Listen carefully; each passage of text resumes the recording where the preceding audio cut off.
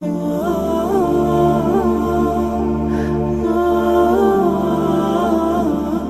دفعہ سلیمان علیہ السلام نے کہا یا اللہ تو نے مجھے بڑی حکومت دی ہے، میں تیری ساری مخلوق کی دعوت کروں 1 سال۔ اللہ تعالیٰ نے فرمایا یہ تیرا کام نہیں۔ کہا 1 مہینہ؟ کہا سلیمان یہ تیرا کام نہیں۔ کہا 1 دن؟ کہا سلیمان یہ تیرا کام نہیں، نہ تیرے بس کا نہیں۔ کہا اللہ 1 دن تو مجھے اجازت دے، میرے کو تم بہت کچھ دیتا، چلو کرو۔ تو سلیمان علیہ السلام نے کھانے تیار کروائے، ہوا کو حکم دیا گیا کہ ٹھنڈی ہو کے چل، کھانے خراب نہ ہوں، اور اتنا لمبا دسترخوان بچھا کہ ایک طرف سے چلتے تو 1 مہینے کے بعد جا کر وہ دسترخوان ختم ہوتا تھا۔ تو جب کھانا تیار ہو گیا تو سلیمان علیہ السلام نے کہا کہ یا اللہ کھانا تیار ہے۔ تو اللہ نے فرمایا کہ کس کو پہلے کھلاؤ گے، زمین والوں کو کہ پانی والوں کو؟ تو سلیمان علیہ السلام کہنے لگے پہلے پانی والوں کو کھلا دوں، پھر فارغ ہو کے زمین والوں کو کھلا دوں گا۔ تو ایک مچھلی نے سر نکالا، کہنے لگے سلیمان سنا ہے آج ہم آپ کے مہمان ہیں۔ کہنے لگے صرف تم ہی نہیں سارے ہی ہو۔ کہا پہلے مینو تو ویلا کر، اور کہا آ جا۔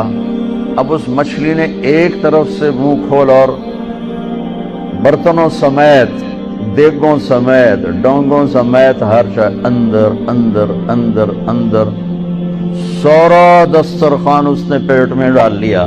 کہنے لگے حضرت کچھ اور پیش کریں؟ وہ کہنے لگا تو سارے اندر کھا گئی، میں کہ تو پیش کر۔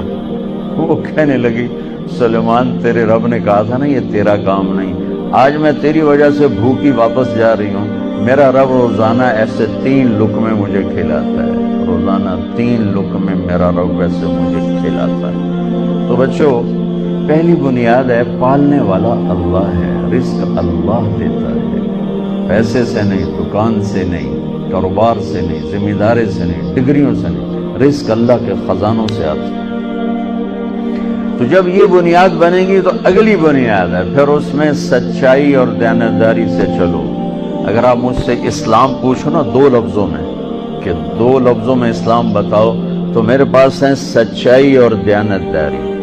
اور آپ مجھ سے پوچھو کفر 2 لفظوں میں بتاؤ، دنیا کا کفر 2 لفظوں میں بتاؤ، تو میرے پاس 2 لفظ ہیں، جھوٹ اور دھوکہ، جھوٹ اور دھوکے بازی، یہ ساری دنیا کا کفر ہے۔ اور سچائی اور دیانتداری یہ ساری دنیا کا اسلام ہے۔ سارا اسلام 2 لفظوں میں بند ہو جاتا ہے، اور پوری دنیا کا کفر 2 لفظوں میں بند ہو جاتا ہے، جھوٹ بولنا، دھوکہ دینا، جھوٹ بولنا، دھوکہ دینا۔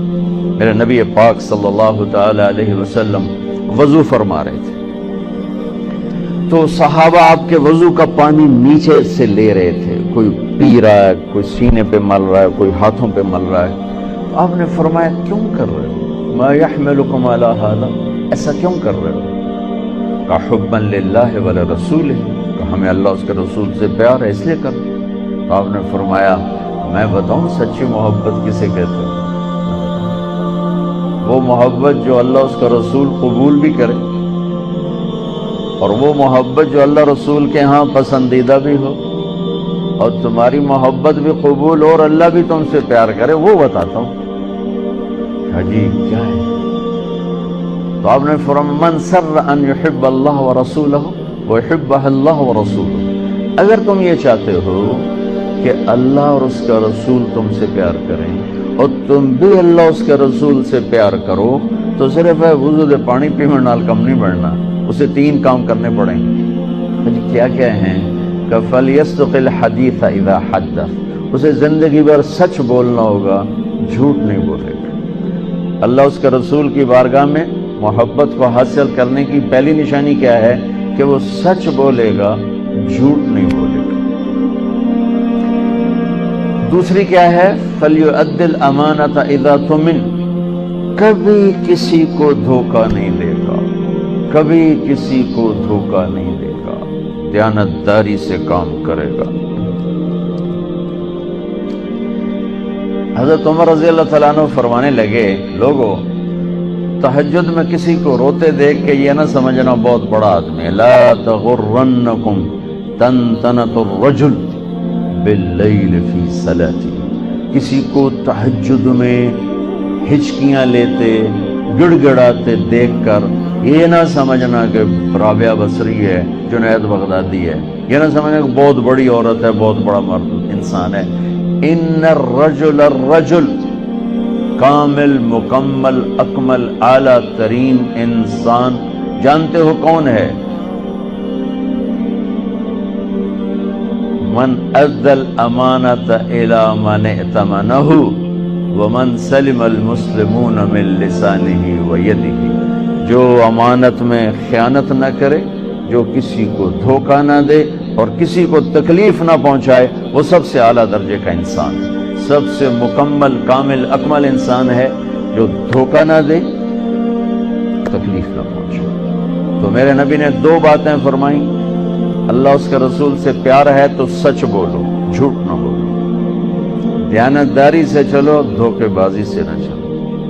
میرے نبی سے پوچھا گیا یا رسول اللہ، مسلمان بزدل ہو سکتا؟ آپ نے کہا بخیل ہو سکتا؟ آپ نے کہا جھوٹ بول سکتا؟ کہ نہیں، جھوٹ نہیں بول سکتا، جھوٹ نہیں بول سکتا۔ میرے سارے معاشرے میں جھوٹ ہے، صرف یہ نہیں کہ تجارت یا کاروبار یا لین دین، پورے معاشرے میں جھوٹ۔ اور میرے نبی نے فرمایا کہ میرا امتی ہر گناہ کر سکتا ہے، دو نہیں کر سکتا، میرا امتی ہر گناہ کر سکتا ہے، دو نہیں کر سکتا، ایک جھوٹ کبھی نہیں بولے گا، ایک دھوکہ کبھی نہیں دے گا، ایک جھوٹ کبھی نہیں بولے گا، دھوکہ کبھی نہیں دے گا۔ میرے عزیزو،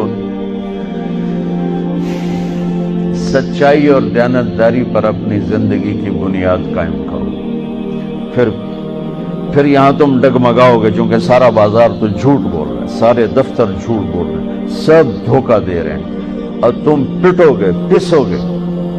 تو یہاں جو چیز تمہیں کھڑا کرے گی وہ اللہ پر یقین کھڑا کرے گا کہ میرا رب اللہ ہے، الحمدللہ رب العالمین، میرا رب اللہ ہے، میرا پالنے والا اللہ ہے، میری نوکری نہیں، ڈگری نہیں، کاروبار نہیں، تجارت نہیں، میرا پالنے والا اللہ ہے، لہذا مجھے سچ ہی بولنا ہے۔